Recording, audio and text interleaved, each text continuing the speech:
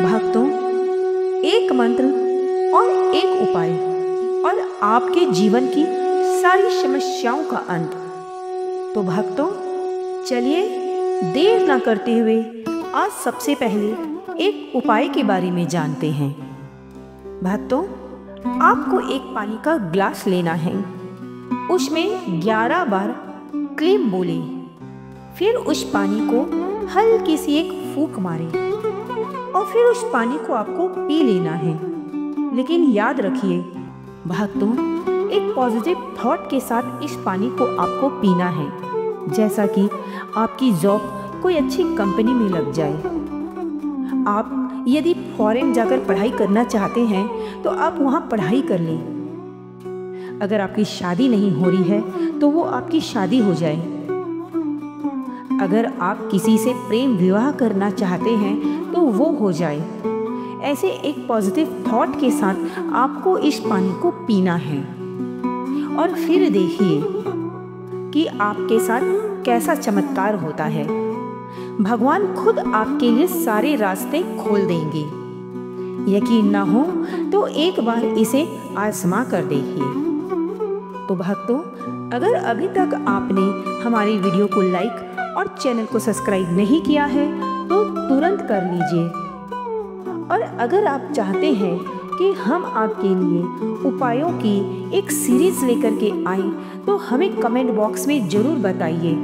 हम आपके लिए पूरे एक हफ्ते के लिए सभी प्रकार के उपाय लेकर के ज़रूर आएंगे, जिससे आपकी सारी समस्याएं दूर हो जाएंगी। तो भक्तों, चलिए आज कृष्ण भगवान के नाम पर अपनी हाजिरी जरूर लगा दीजिए और पूरी श्रद्धा पूर्वक इस मंत्र का जाप करते हैं। ओम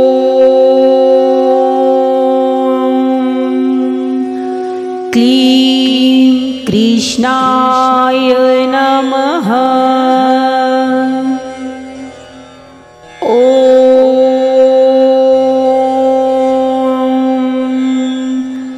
क्लीं कृष्णाय नमः। ओम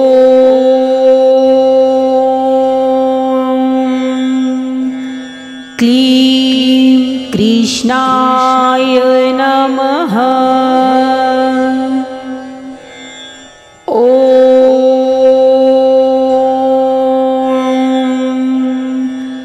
क्लीं कृष्णाय नमः। ओम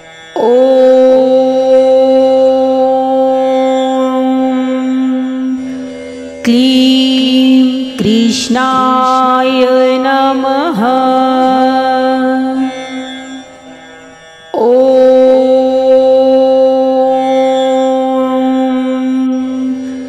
क्लीं कृष्णाय नमः। ओम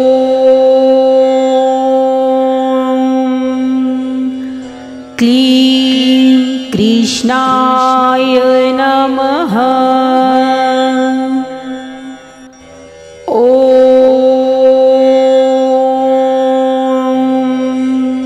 ओम क्लीं कृष्णाय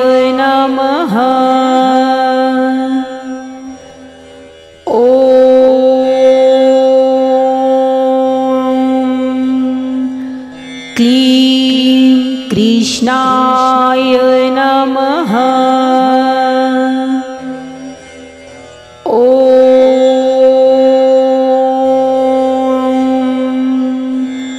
क्लीं कृष्णाय नमः। ओम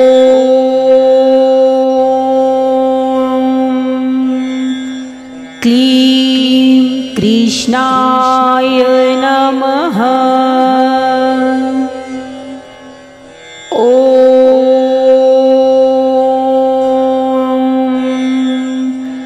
क्लीं कृष्णाय नमः। ओम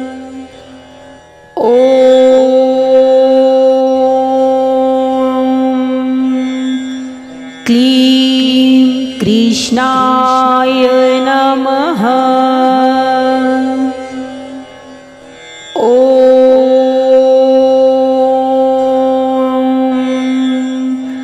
क्लीं कृष्णाय नमः।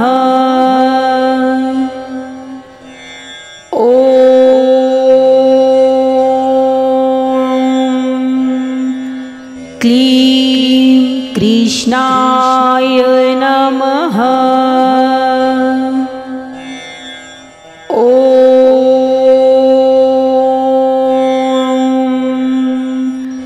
क्लीं कृष्णाय नमः।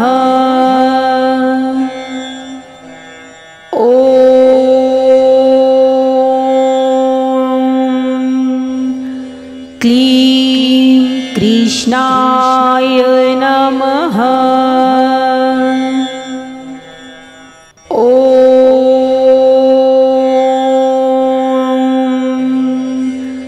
क्लीं कृष्णाय नमः।